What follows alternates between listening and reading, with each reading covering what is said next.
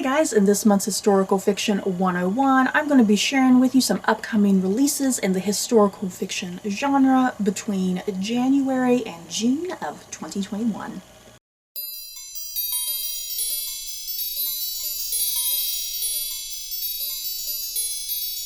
As always, the historical fiction genre is just massive every year when I do this list. There's literally like hundreds of books that are coming out sometime every year within the historical fiction genre. It is insane, but I love it because that means that people still continue to like the genre, you know, because if people didn't like the genre, they wouldn't be publishing the sheer amount of books that they are for this particular genre.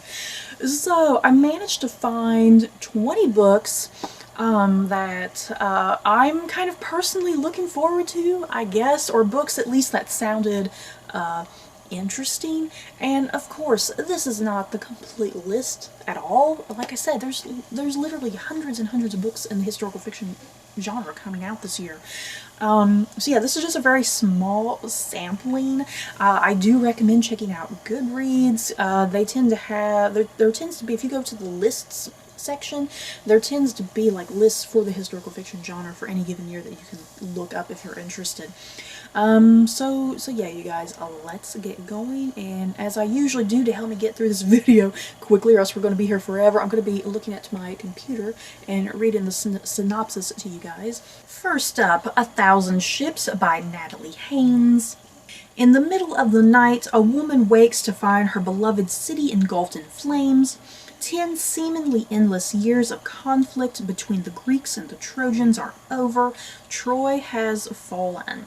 From the Trojan women whose fates now lie in the hands of the Greeks, to the Amazon princess who fought Achilles on their behalf, to Penelope awaiting the return of Odysseus, to the three goddesses whose feud started it all, these are the stories of the women whose lives, loves, and rivalries were forever altered by this long and tragic war. So yeah, I am totally looking forward to this book, you guys. A retelling of Homer's The Iliad, but with a female twist. Yes, sign me up. Ariadne by Jennifer Saint. As princesses of Crete and daughters of the fearsome King Minos, Ariadne and her sister Phaedra grow up hearing the hoofbeats and bellows of the Minotaur echo from the labyrinth beneath the palace. The Minotaur, Minos' greatest shame and Ariadne's brother, demands blood every year. When Theseus, Prince of Athens, arrives in Crete as a sacrifice to the beast, Ariadne falls in love with him, but helping Theseus kill the Minotaur means betraying her family and country, and Ariadne knows only too well that in a world ruled by mercurial gods, drawing their attention can cost you anything. Yay, this sounds awesome. I do love the story of Ariadne from the Greek myths and the story of the labyrinth and the Minotaur. This should be epic, you guys. Band of Sisters by Lauren Willig. I do always appreciate me a good Lauren Willig book, you guys. A scholarship girl from Brooklyn, Kate Moran thought she found a place among Smith's Mayflower descendants, only to have her illusions dashed the summer after graduation. When charismatic alumni Betsy Rutherford delivers a rousing speech at the Smith College Club in April of 1917, looking for volunteers to help French civilians decimated by the German war machine, Kate is too busy earning her living to even think of taking up the call. But when her former best friend, Emmeline Van Alden, reaches out and begs her to take the place of a girl who had to drop out, Kate reluctantly agrees to join the new Smith College Relief Unit. 4 months later, Kate and 17 other Smithies, including 2 trailblazing female doctors, set sail for France. The volunteers are armed with money, supplies, and good intentions, all of which immediately go astray. The chateau that was to be their headquarters is a half-burnt ruin. The villagers they meet are in desperate straits, women and children huddling in damp cellars, their crops destroyed, and their wells poisoned. Despite constant shelling from the Germans, French bureaucracy, and the threat of being ousted by the British Army, the Smith volunteers bring welcome aid and hope to the region. But can they survive their own differences? As they cope with the hardships and terrors of the war, Kate and her colleagues find themselves navigating old rivalries and new betrayals which threaten the very existence of the unit. Ooh, sounds good. In the Garden of Spite by Camilla Bruce. They whisper about her in Chicago. Men come to her with their hopes, their dreams, their fortunes, but no one sees them leave. No one sees them at all after they come to call on the widow of Laporte. The good people of Indiana may have their suspicions, but if those fools knew what she'd given up, what was taken from her, how she'd suffered, surely they'd understand. Belle Gunness, right? Belle Gunness? Belle Gunness learned a long time ago that a woman has to make her own way in the world. That's all it is. A bloody means to an end. A glorious enterprise meant to raise her from the bleak, colorless drudgery of her childhood to the life she deserves. After all, vermin always survive. Ooh. And yeah, up here at the very top it says that this is a story about one of America's most prolific female serial killers. I don't know if I'm not sure if I've even heard about this lady. I guess I'll find out if I read this book, but that sounds awesome. The Girl from the Channel Islands by Jenny Lecote.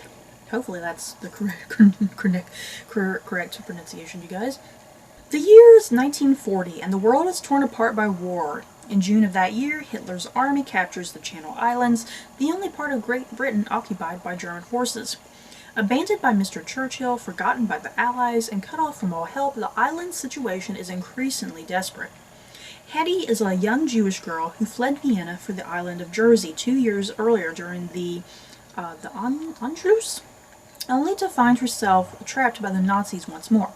This time, with no escape, her only hope is to make herself invaluable to the Germans by working as a translator, hiding in plain sight with the help of her friends and community and a sympathetic German officer. But as the war intensifies, rations dwindle, and neighbors are increasingly suspicious of one another, Hetty's life is in greater danger every day. It will take a definitive, daring act to save her from certain deportation to the concentration camps. Ooh, okay, I gotta definitely get that, you guys. I definitely gotta get my hands on that.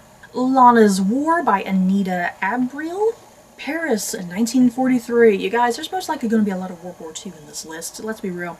Paris, 1943. Lana is on her way to see her husband with the thrilling news that she is pregnant, but when she arrives at the convent where he teaches music, she's horrified to see Gestapo officers execute him for hiding a Jewish girl in the piano. A few months later, grieving both her husband and her lost pregnancy, Lana is shocked when she's approached to join the resistance on the French Riviera. As the daughter of a Russian countess, Lana has the perfect background to infiltrate the immigrant community of Russian aristocrats who socialize with German officers, including the man who killed her husband. Oh my god. I can just stop right there, you guys. I can just stop right there. I'm already hooked.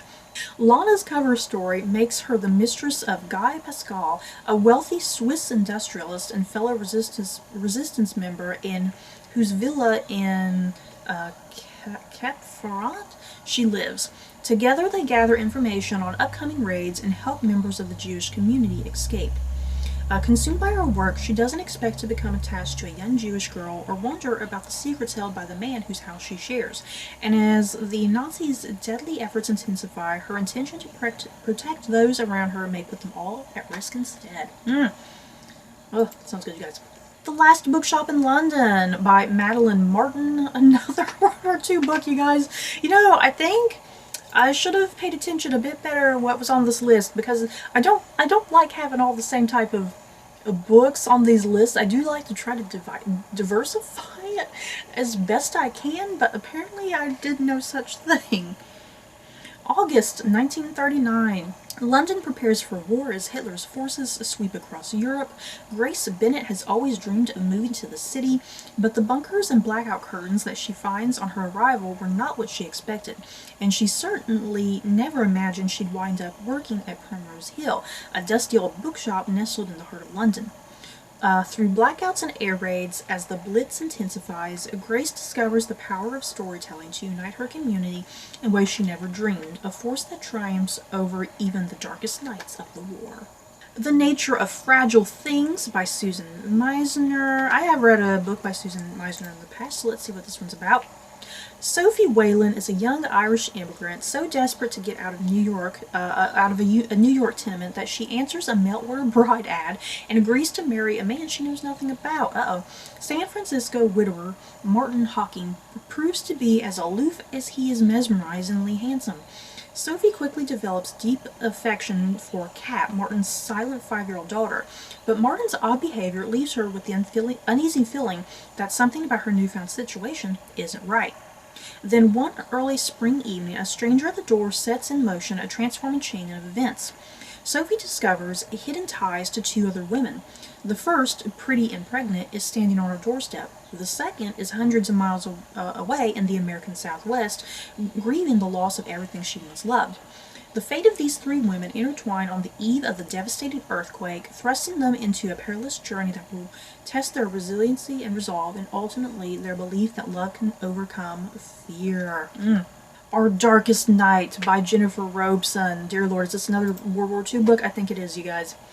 In the autumn of 1943, and life is becoming increasingly perilous for Italian Jews like the Mazin family, with Nazi Germany now occupying most of her beloved homeland and the threat of imprisonment and deportation growing ever more certain, Antonia has but one hope to survive: to leave Venice and her beloved parents and hide in the countryside with a man she has only just met.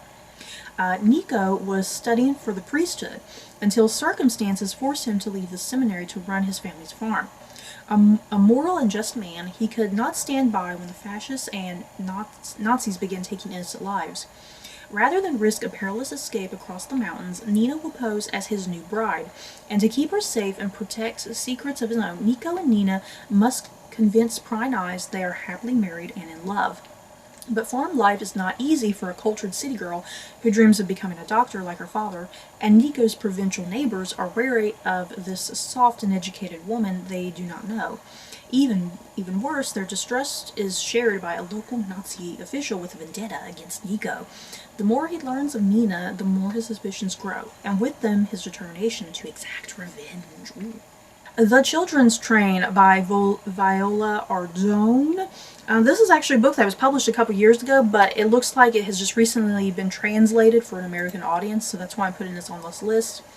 Though Mussolini and the fascists have been defeated, the war has devastated Italy, especially the south. 7-year-old Amerigo lives with his mother in Naples, surviving on odd jobs and his wits like the rest of the poor in his neighborhood. But one day, Amerigo learns that a train will take him away from the rubble-strewn streets of the city to spend the winter with a family in the north, where he will be safe and have warm clothes and food to eat. Together with thousands of other southern children, Amerigo will cross the entire peninsula to a new life. Through his curious, innocent eyes, we see a nation rising from the ashes of war reborn. As he comes to enjoy his new surroundings and the possibilities for a better future, Amerigo will make the heartbreaking choice to leave his mother and become a member of his adoptive family. Aww. The Dictionary of Lost Words by Pip Williams. Esme is born into a world of words. Motherless and irrepressibly curious, she spends her childhood in the Scriptorium, a garden shed in Oxford, where her father and a team of dedicated lexicographers, I think I'm not pronouncing that right, are collecting words for the very first Oxford English Dictionary. Young Esme's place is beneath the sorting table, unseen and unheard. One day, a slip of paper containing the word bondmaid flutters to the floor. She rescues the slip, and when she learns that the word means slave girl, she withholds it from the OED and begins to collect words that show women in a more positive light. As she grows up, Esme realizes that words and meanings relating to women's and common folks' experience often go unrecorded, and so she begins in earnest to search out words for her own dictionary, the Dictionary of Lost Words. To do so, she must leave the sheltered world of the university and venture out to meet the people whose words will fill those pages. Set during the height of the women's suffrage movement with the Great War looming, this book reveals a lost narrative hidden between the lines of history written by men, and yeah, it does say it's based off of actual events, so that sounds pretty cool. Next up, The Heiress, The Revelations of Anne de Burgh. And if you can't tell, this is a Pride and Prejudice retelling of some sort. As a fussy baby, Anne de Burgh's doctor prescribed laudanum to quiet her, and now the young woman must take the opium heaven tincture every day.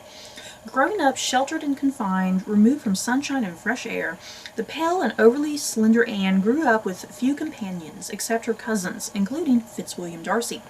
Throughout their childhoods, it was understood that Darcy and Anne would marry and combine their vast estates of Pemberley and Rosings.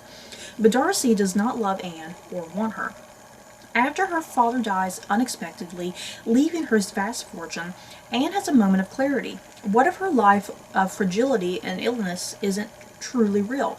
What if she could free herself from the medicine that clouds her sharp mind and leaves her body weak and lethargic? Might there be a better life without the medicine she has been told she cannot live without? In a frenzy of desperation, Anne discards her laudanum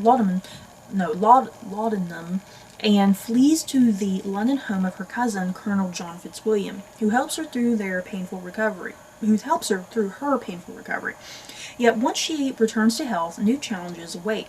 Shy and utterly inexperienced, the wealthy heiress must forge a new identity for herself, learning to navigate a season in society and the complexities of love and passion.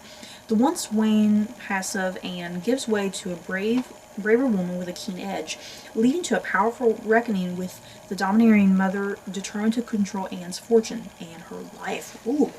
So that's a different little take, like with Pride and Prejudice characters. A lot of people tend to just focus solely on the main set of characters. So yeah, focusing on Anne de Burgh is an interesting choice.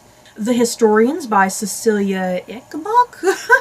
And this is also a book that was published, this is actually last year, but it looks like this might be a translation for, an American edition for this year. It is 1943 and Sweden's neutrality in the war is under pressure. Laura, the bright young right hand of the chief negotiator to Germany, is privy to these tensions, even as she tries to keep her head down in the mountain fray. However, when Laura's best friend from university, Britta, is discovered murdered in cold blood, Laura is determined to find the killer. Prior to her death, Britta sent a report on the racial profiling in Scandinavia to the Minister of Foreign Affairs. In the middle of negotiating a delicate alliance with Hitler and the Nazis, the Ministry of Foreign Affairs, he doesn't understand why he's received this report. When the pursuit of Britta's murderer leads Laura to his door, the two join forces to get at the truth. Ooh. And next up, Hour of the Witch by Chris Bahalian. Let's go with that. Boston, 1662. Mary Deerfield is 24 years old. Her skin is porcelain, her eyes Delft blue, and in England she might have had many suitors. But here in the New World, amid this community of saints, Mary is the second wife of Thomas Deerfield, a man as cruel as he is powerful. When Thomas, prone to drunken rage, drives a 3-tined fork into the back of Mary's hand, she resolves that she must divorce him to save her life.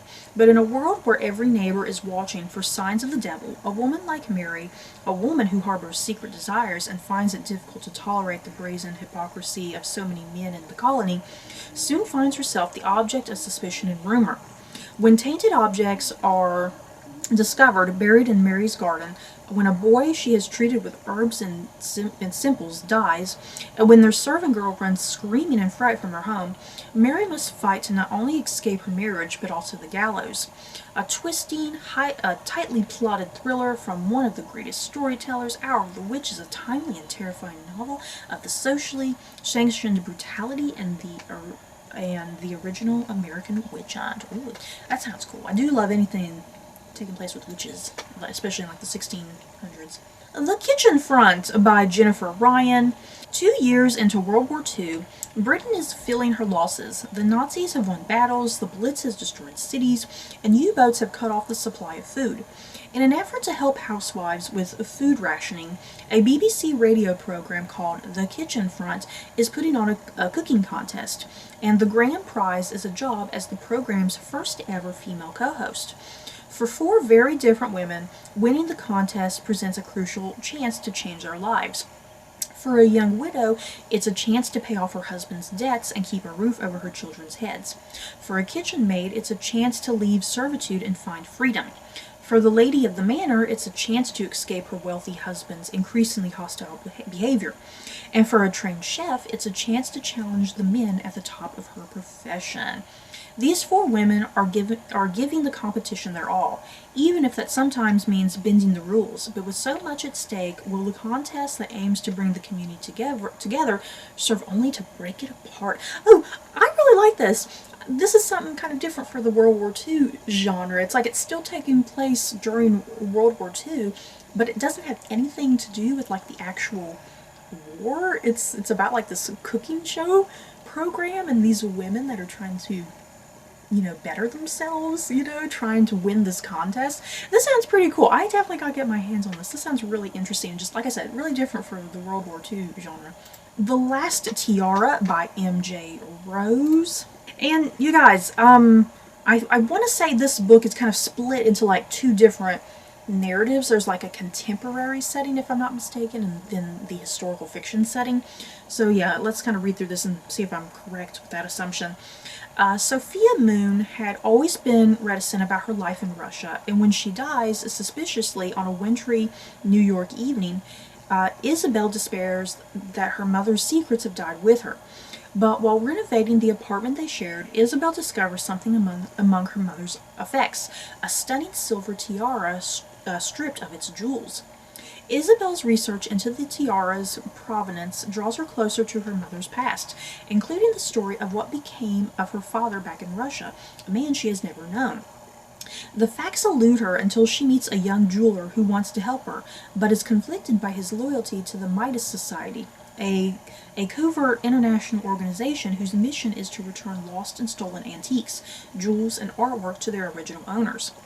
Told in alternating points of view, the stories of the two young women unfurl as each struggles to find their way during two separate wars. In 1915, young Sophia, favorite of the royal household and best friend of Grand Duchess Olga Romanov, tends to wounded soldiers in a makeshift hospital within the grounds of the Winter Palace in St. Petersburg and finds the love of her life. In 1948, New York, Isabel Moon works to break through the rampant sexism of the age as one of the very few women working in a male-dominated profession, and discovers far more about love and family than she ever hoped for. Okay, so I'm kind of correct with the 2 points of view, but they're both a historical fiction, it sounds like, because, yeah, we're going back to, like, the Russian Revolution, it seems, focusing on a younger version of this girl's grandmother during the Russian Revolution, it sounds like, and then, yeah, the granddaughter in the 1940s, it sounds like, after World War II. So, yeah, all of this having to do with some mysterious tiara. This sounds really cool. I definitely gotta get my hands on this, too. The Rose Code by Kate Quinn. 1940. As England prepares to fight the Nazis, 3 very different women answer the call to a mysterious country estate, Bletchley Park, where the best minds in Britain train to break German military codes. Vivacious debutante Osla is the girl who has everything: beauty, wealth, and the dashing Prince Philip of Greece sending her roses. But she burns to prove herself as more than a society girl, and puts her fluent German to use as a translator of decoded enemy secrets. Imperious self-made Mabe, product of East End London poverty, works the legendary code-breaking machines as she conceals old wounds and looks for a socially advantageous husband. Both Osla and Mabe are quick to see the potential in local village spinster Beth, whose shyness conceals a brilliant facility with puzzles, and soon Beth spreads her wings as one of the park's few female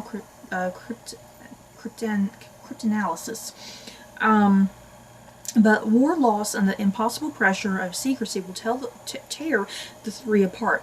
1947, as the royal wedding of Princess Elizabeth and Prince Philip whips post-war Britain to a fever, 3 friends turned enemies are reunited by a mysterious encrypted letter, the key to which lies buried in the long-ago betrayal that destroyed their friendship and left one of them confined to an asylum.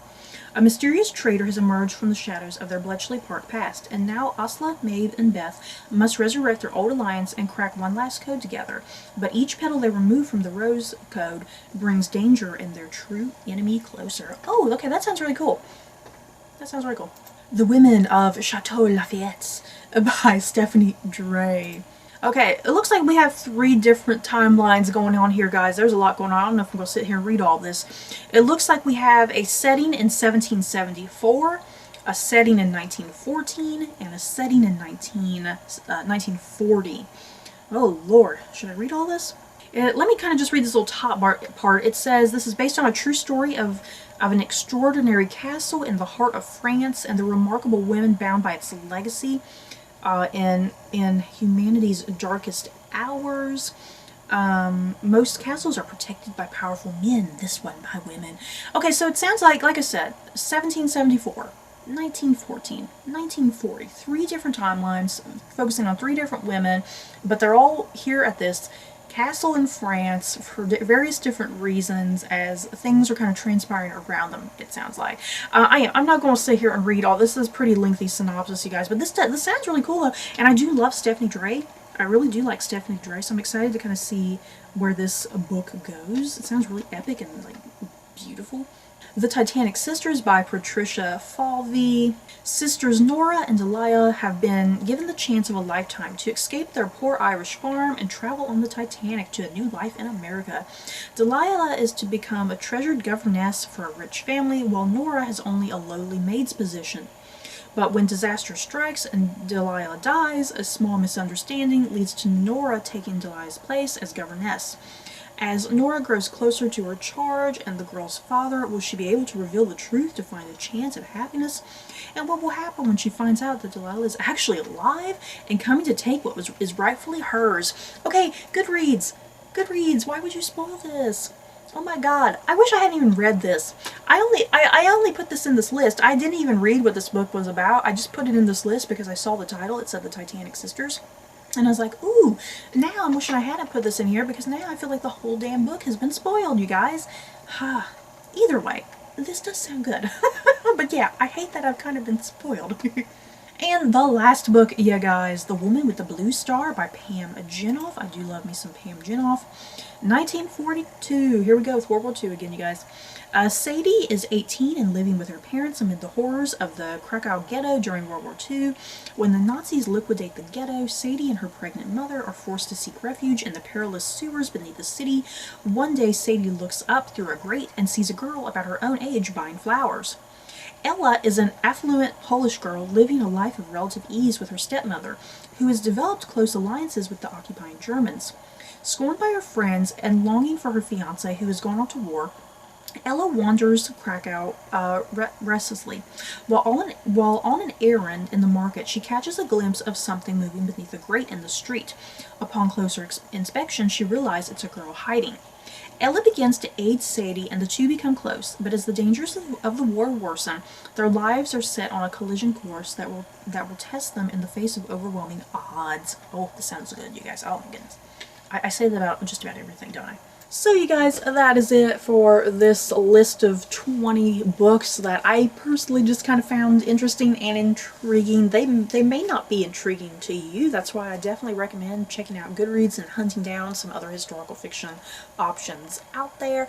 But you guys, in the comments below, any of these books that you guys are anticipating or looking forward to, or better yet, type down some books down below that I should go check out that maybe I've not even heard of. So that's it for this video. Don't forget to like, comment, and subscribe. And if you like this video, you may like these other videos. Bye, guys.